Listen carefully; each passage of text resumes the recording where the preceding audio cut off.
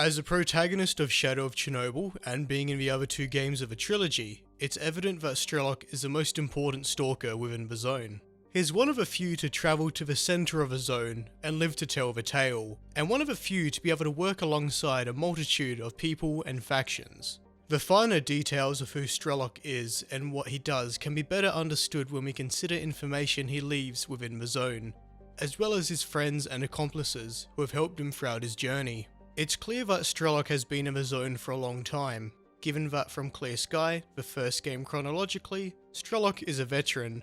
So Strelok could have entered the zone anytime between June 10th, 2006 and early to mid 2011, obviously needing some time to become a veteran stalker before he and his group trigger the second mission in September, which begins the story of Clear Sky. Guide, an accomplice of Strelok's group, is believed to be the first stalker, who I suppose would have entered the zone from late 2006 to anywhere in 2007, shortly after the second disaster which created the zone. This means Strelok's entrance of the zone was likely to be a bit later after this. It's also possible that Guide had been in the zone ever since the first disaster, or in between the two.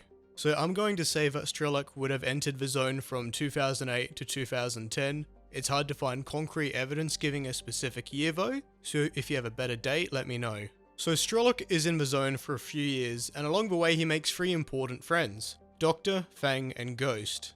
Fang and Ghost were Strelok's closest friends, and all three of these accomplices were a part of Strelok's group. With Doctor's healing know-how, Fang's technical genius, and Ghost's stealth, the group was capable of great feats.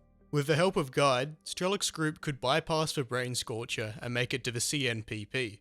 This is the first time they've done so, yet the infiltration is halted by the code-locked door to the Monolith Control Center. During their retreat, the Sea Consciousness becomes aware of a nearby threat and releases a massive emission to kill Strelok's group. It fails to accomplish this, yet it does succeed in initiating the faction wars and the beginning of Clear Sky. With the anomalous fields being changed, this causes the factions of the zone to initiate a war for the newly accessible territories. This emission, the second emission, is also what incapacitates Scar, who was escorting some ecologists throughout the swamp. With Scar miraculously surviving such a large emission and being rescued by Clear Sky, he's then coerced into finding the cause of such a blowout, which is of course Strelok's group. With Strelok likely being incapacitated early on in Clear Sky, Scar is left to pursue a trail left behind by Strelok's group throughout the zone. Scar's first lead is Fang, who had been in the garbage looking for parts to create a decoder for the Monolith Control Center's door. After a lot of searching and going from the Dark Valley back to the garbage, Scar runs into a trap which bandits had intended for Fang. Although losing his gear, Scar finds Fang's PDA, which informs both him and the Clear Sky leaders that Strelok's group were the ones to have caused the second emission and are planning to reach the CNPP again. You never actually come across Fang in Clear Sky, and in Shadow of Chernobyl he's dead, yet there's still a lot of information about him left behind. Fang's grave is in Pripyat, marked as a stash with some of his remaining gear. There's another grave with the name Fang on it in the army warehouses though. It is unlikely his body is there for a few reasons. The date of the army warehouse grave says 1971 to 2008. Unless this is a symbolic meaning where 2008 was the year Fang entered the zone, it's likely another stalker, as Fang would have died between 2011 and 2012. Yet there's also Ghost's message to Strelok which strongly suggests Fang did die in the warehouses, specifically the Bloodsucker village. A merc with a big scar on his face had sniped Fang with a Vintar. That perfectly matches Scar's description. So either the Pripyat grave is some kind of decoy to ensure that no one bothers his real one in the army warehouses, yet that would imply Ghost would have hauled Fang's gear all the way to Pripyat, and Fang was supposed to have worn an exoskeleton which is found at the Pripyat grave. What's also another possibility is that Fang didn't die, Ghost merely thought he did. All the PDA says is, anyway, there's no more Fang. So it's a possibility that Fang was just wounded and they were split up, only for them to reunite and Fang to actually die as they made their way back to the CNPP. So both graves were intentional, but the Pripyat one was real. The confusion is compounded further with Shadow of Chernobyl referencing Scar before he appeared in Clear Sky, which had changed a lot from previously planned. As the Pripyat Underground, now known as the Jupiter Underground, was initially intended to be in Clear Sky, where Scar would fight and wound Fang. So maybe two graves were unintentional, or it all just makes less sense than it was initially planned to.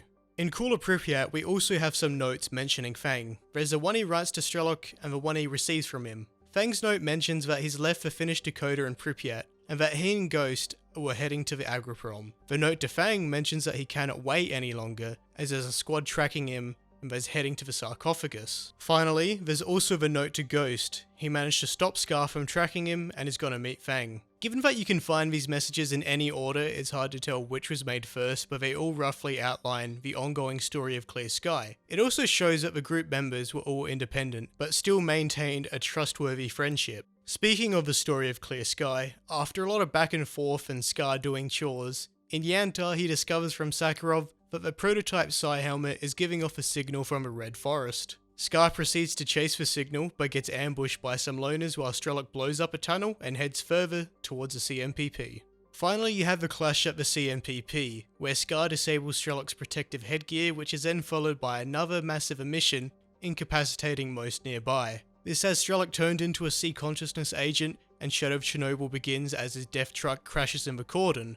The mission to kill Strelok was obviously a mistake, as a PDA entry reveals that the attached image to the mission to kill Strelok is Ghost. I guess Strelok was probably meant to be a Monolith agent, but there was a mistake in the brainwashing process. Now, with Strelok actually being the main character for Shadow of Chernobyl, there's perhaps the least amount of things to say. You do come across Ghost, although he's dead too. He died to a controller in X-16 on a mission for the ecologists. One interesting thing about Ghost is that he supposedly assassinated the leader of some kind of cult faction known as Final Day. It's only mentioned by Barkeep, but seems like it was meant to have more of a presence in-game earlier on in Shadow of Chernobyl's development. Doctor is also encountered when Strelok goes back to his hiding place underneath the Agroprom. Being stunned by a trap, Doctor confirms that the Wish Granter is fake and where the Dakota is. This in turn has the Mark I realize he is Strelok. There's also some memories of Strelok and Doctor which play after both X-16 and X-18. Doctor clearly doesn't know 100% what happened to Strelok, and the spoon feeding of information to him is justified by how often the group is split up.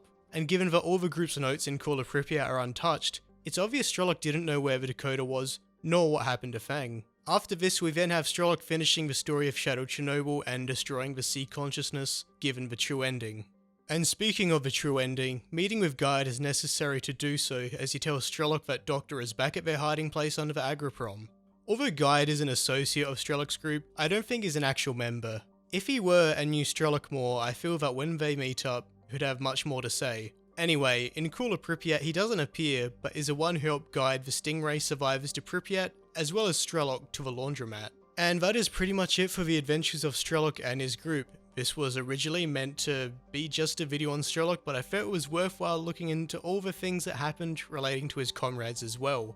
Be sure to leave a comment down below what you thought, and leave a like if you enjoyed. If you haven't yet, I recommend subscribing to the channel and clicking the bell to see when similar content is released. You can keep in touch with me through Discord and Twitter, links down below. I'm Al, and as always, thanks for watching.